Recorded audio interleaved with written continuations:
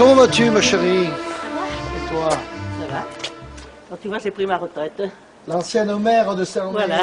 Hein? Ben, j'y vois point bien. 80, écoute, quel âge tu as? 81. On ne demande pas la jeune dame, mais on peut Oh, demander, mais moi, ça hein. m'est égal. Voilà. Si tu sais ce qui pourrait me faire plaisir, c'est pas comme le disent, c'est comme on les enlève.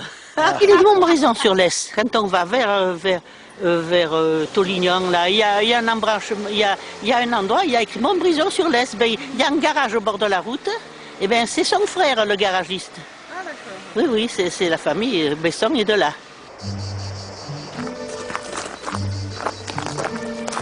Celui-là.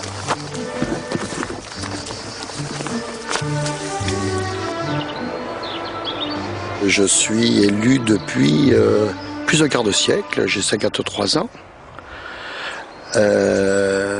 Et c'est parce que je suis élu local que mes amis, les maires, m'ont proposé, il y a maintenant 12 ans, d'être sénateur de la Drôme, où j'ai remplacé un sénateur bien plus célèbre que moi, qui était l'ancien ministre Maurice Pic. Je suis par contre très représentatif, je pense, de l'élu de terrain, de l'élu rural, qui n'a jamais été passionné par les problèmes de politique politicienne ou les problèmes parisiens. Avant de faire de la politique, que faisiez-vous? Qu'avez-vous fait? Tout d'abord, j'ai été un simple fonctionnaire donc de la Poste. Je le suis resté peu de temps parce que pour des raisons de liberté, j'ai monté il y a une vingtaine d'années un cabinet d'assurance où j'étais agent général d'assurance. Je le suis resté d'ailleurs jusqu'à ce que je devienne sénateur. J'ai pas eu donc une carrière professionnelle donc très brillante, bien que agent général d'assurance, ça m'a permis bien entendu de faire vivre pendant des années ma petite famille. Mais pourquoi êtes-vous entré en politique finalement? Un peu, là aussi, un petit peu par hasard. J'étais plus syndicaliste au départ que politique, c'est-à-dire que j'étais plus intéressé par le syndicalisme, celui de la CFDT, où j'ai été même pendant quelques temps, j'ai même eu des responsabilités départementales et même nationales, donc à la CFDT. Nous avons un petit peu rêvé. L'autogestion, c'était, comme je vous l'ai dit, une idéologie généreuse, parce qu'on voulait que tout le monde participe à la gestion donc des entreprises, des bureaux, des ateliers. C'était une utopie. Et puis, progressivement, nous nous sommes rendus compte de la réalité. Et la réalité économique, c'est la réalité donc du marché. Et je suis tout à fait, bien entendu, aujourd'hui sur les positions aussi de Madame Notat. Donc Nicole Notat a raison de dire que le syndicalisme doit être un syndicalisme de proposition, un syndicalisme réformiste. Bon, c'est peut-être un peu moins poétique que les années 70, mais c'est peut-être plus efficace. Alors vous êtes socialiste, mitterrandiste? Non. Il n'y a pas de honte à être mitterrandiste. Mais non, je n'ai jamais été mitterrandiste. Moi, le fait que j'étais CFDT, donc je me suis retrouvé plutôt mauroyiste, rocardien, rocardo-mauroyiste, quoi. Et aujourd'hui, comme on le dit, je suis rocardo-jospiniste. Vous avez fait votre droit d'inventaire? Mais le Premier ministre le fait très bien. J'ai été soulagé quand il a dit ça. J'avoue que j'ai eu beaucoup d'admiration pour le président Mitterrand, mais le 2e septennat m'a un petit peu déçu, je l'avoue volontiers.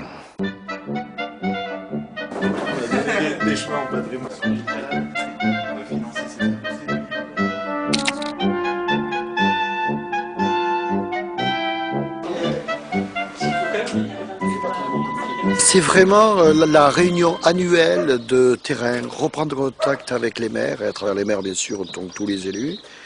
C'est un... Bon, mais je pense que c'est indispensable. S'il n'y avait pas cette réunion annuelle, eh ben, les liens seraient vite coupés. Alors c'est vrai que ça demande du temps, c'est un travail qui est un petit peu pénible parce que c'est 17 communes, c'est des contacts, c'est des repas, c'est des pots, c'est des discussions, mais je pense que c'est indispensable. Si les élus ne font pas ça, ils se coupent de la population. C'est important parce qu'on ne se sent pas isolé déjà. Parce qu'on peut se sentir isolé par rapport à l'administration, mais avec M. Besson, la démarche est un peu différente. C'est déjà une convivialité, on se connaît, on n'est pas anonyme, on se connaît, ça aide beaucoup, quoi. Et puis on se connaît de longtemps déjà, parce qu'il est élu depuis 25 ans, je crois. Donc il y a des relations déjà privilégiées. C'est sûr qu'ils ne peuvent pas gérer tout seul. S'il n'y avait pas le conseil général, s'il n'y avait pas l'intercommunalité, surtout maintenant l'intercommunalité, ils ne pourraient pas survivre. Il faut à la fois maintenir un tissu de proximité avec le maintien donc, des communes, y compris les plus petites. Pas question de les supprimer, pas question de fusionner, mais travailler au niveau d'une intercommunalité beaucoup plus large.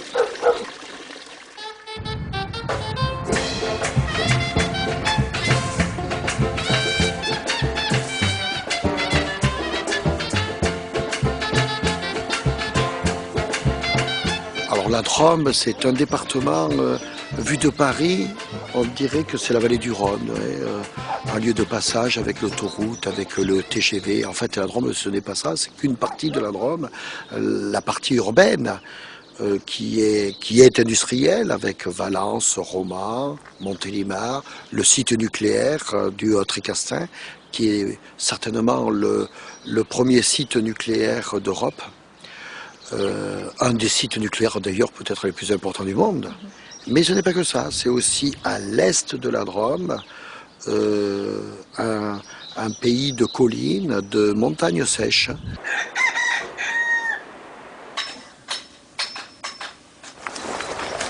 Et alors au Sénat, qu'est-ce qui se passe avec l'olivier? Ah oui, nous avons un groupe d'études oléicoles au Sénat. C'est notre collègue Marcel Vidal, sénateur de l'Hérault, avec quelques collègues. Il y a François Trucy du Var, moi-même. On forme un petit groupe de sénateurs passionnés par l'olivier et surtout par l'huile d'olive. Ce lierre est en train de bouffer cet olivier. Ici, je crois que c'est vraiment la limite la plus septentrionale de l'Europe pour la culture de l'olivier. C'est une des principales productions et puis donc les agriculteurs en vivent parce qu'il y a une appellation d'origine contrôlée, une AOC. Donc l'AOC olive de Nyons. Donc voilà la carte. Elle est bien explicite autour de Nyons. Nyons, c'est notre petite capitale. Alors plus bas, vous avez donc d'autres sites bien connus comme Vaison-la-Romaine et Buis-les-Baronnies qui produisent aussi la même huile d'olive qui s'appelle la tanche. La tanche, c'est une olive un peu fripée et qui est très bonne pour l'apéritif.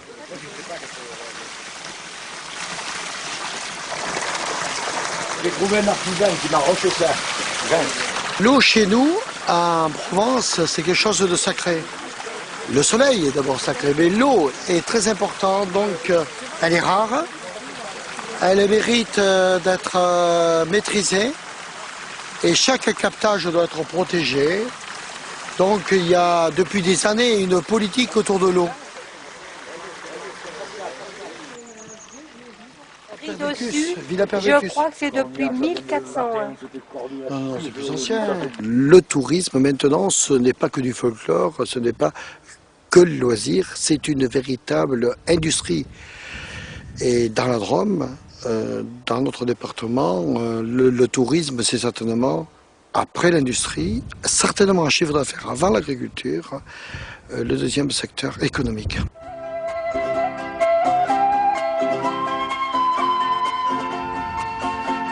C'est un plan d'eau que nous avons réalisé il y a quelques années.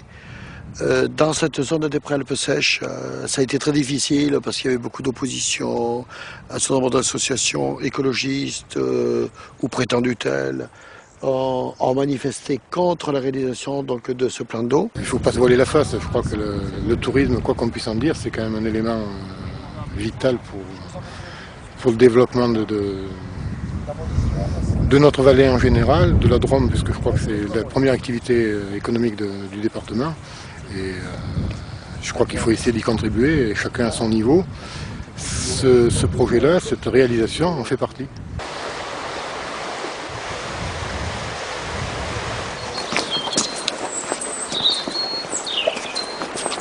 Je suis très attaché à ma petite famille. J'ai un garçon de 18 ans qui est en terminale maintenant, une fille qui a eu 15 ans et je suis un vieux papa puisque j'ai une fille qui n'a que 8 ans.